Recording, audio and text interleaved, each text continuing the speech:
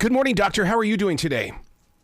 Doing well. Good to be with you. Well, I'm excited to share a conversation with you because you know history, and history has always been my love in life because to me, that's how you make it a life of being in the present. You've got to know where you came from. Precisely. And too many people don't or have a distorted view of it. I could just see you doing your notes. In fact, I would love to look at the way that you can break things down. I call people like yourself a defragger. Something happens, you start breaking it down like a computer defrags itself. That's correct. That's what I do. Been doing election prediction since before you were born. Begins re-election in April 1982, nearly 3 years ahead of time, when 60% of Americans said he was too old to run again. It was the first of many predictions that I've made against the grain of the pundits and the pollsters. How do you trust your heart in a situation like that? Is it something that you're, like Nostradamus, you can see it right there in front of us? No. I wish I, had that kind of vision. I'm not Speaker Mike Johnson, who claims he has a pipeline to the Almighty. I'm an historian. My system is scientific. It ignores the pundits who have no scientific basis for their opinions. It ignores the polls, which are snapshots and are abused as predictors by clerks like Nate Silver, who compile polls. And of course, assured us Hillary Clinton would win in 2016 overwhelmingly, whereas I correctly predicted, standing virtually alone and taking a lot of abuse in 90% Democratic Washington, D.C., where I teach, I predicted Donald Trump. So how am I able to do this? The keys reflect how American presidential elections really work as votes up or down on the strength and performance of the White House party. Mm-hmm.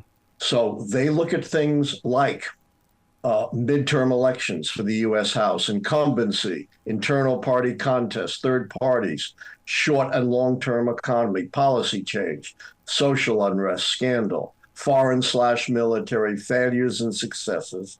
And only two keys have anything to do with the candidates, and they're very high threshold keys, asking whether the candidates are one of those once-in-a-generation, truly inspirational, broadly transformational candidates like FDR and Reagan. Mm-hmm.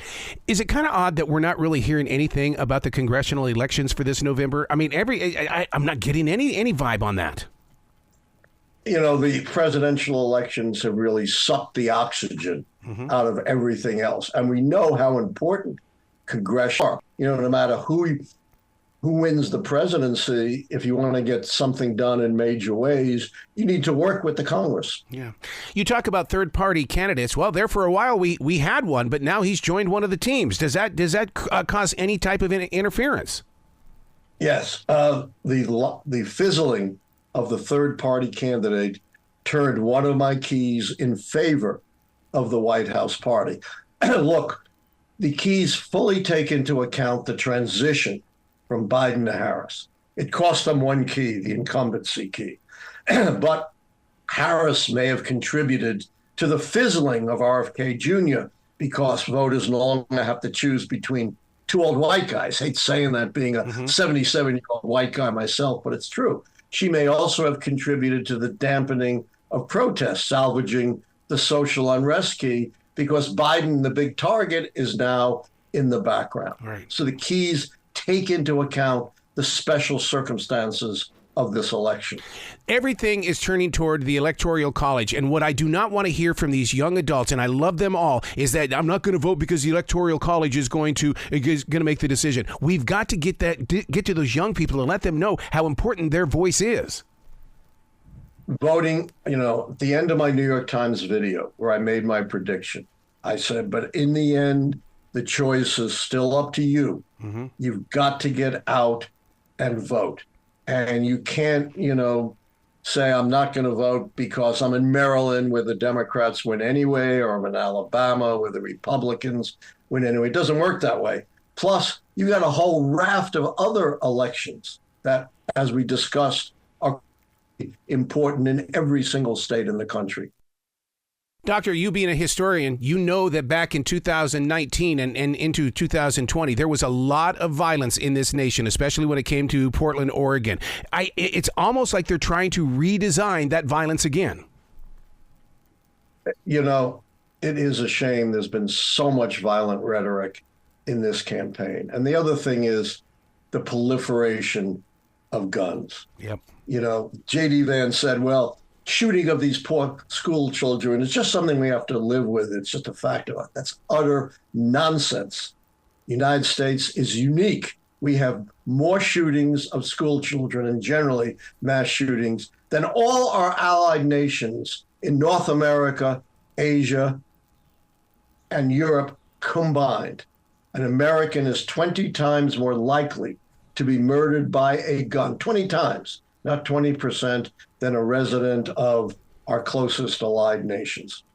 Foreign policy has got to be very important. I have two friends that are over as humanitarians in Ukraine, and it's one of those things that really affects the soul of so many people. Being, part of that foreign policy plan, even in the Middle East, I mean, there's got to be answers there as well.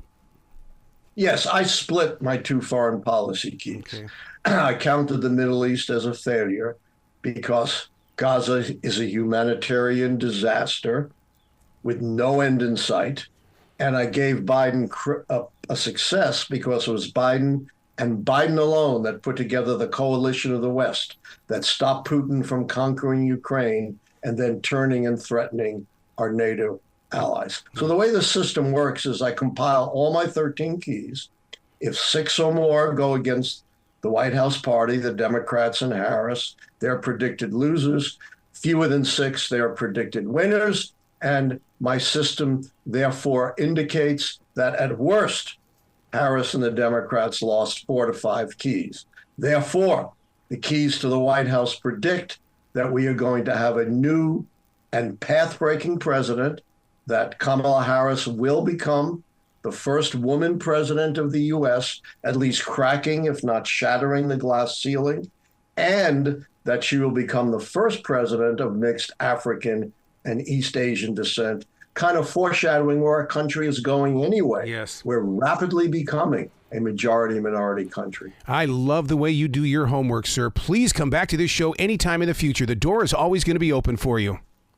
Thank you, Arrow. Take care. Well, you be brilliant today, okay? All right. Can I say one more thing? Yes, sir. If you want to follow me, I have a live show with my son every Tuesday and Thursday at 9 p.m. Eastern at Allan Lichtman YouTube. Love your connection. Be brilliant today, sir.